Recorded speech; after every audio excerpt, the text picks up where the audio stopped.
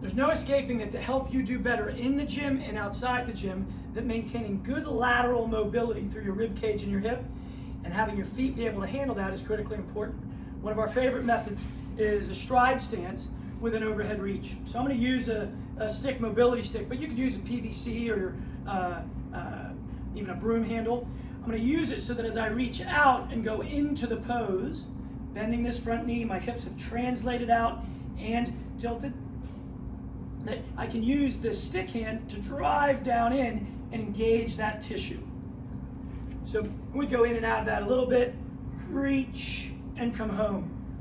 Reach, breathe into it, taking a deep breath, expand that rib cage. We'll do that on each of the versions. But for efficiency's sake, we'll progress to second, where I'm going to take the stick, grab with the overhand, and I'm going to use this down hand to push out a bit. So now I've loaded that high hand and that whole lateral structure. It's a little bit like I'm pulling back. And that's an important concept, because as we go to other tools, we'll want to be able to do that.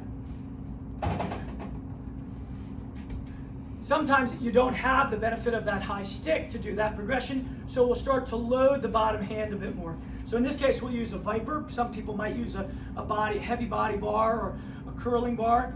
We'll reach. Again, I'm still pushing down with the tube hand and come home.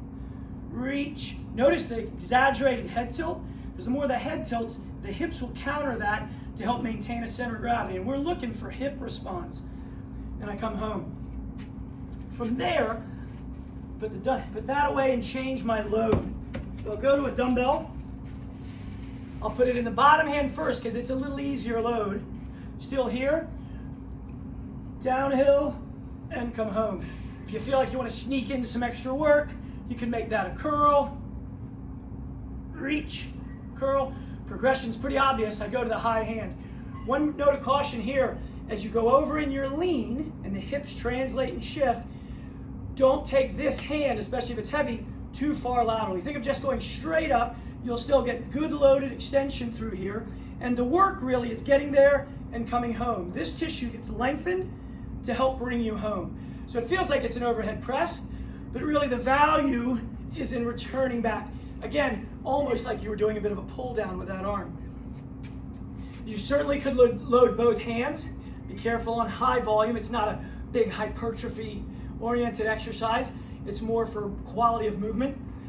But we want to, and with that in mind, we want to get into some dynamic situations. So I'm going to step, go downhill for the ground ball, head lean here. If I change it to the high hand, here, I start to vary that foot position, go a little forward. I still get translation of the hip, start to get a little bit more load through that groin and the front side of that back hip.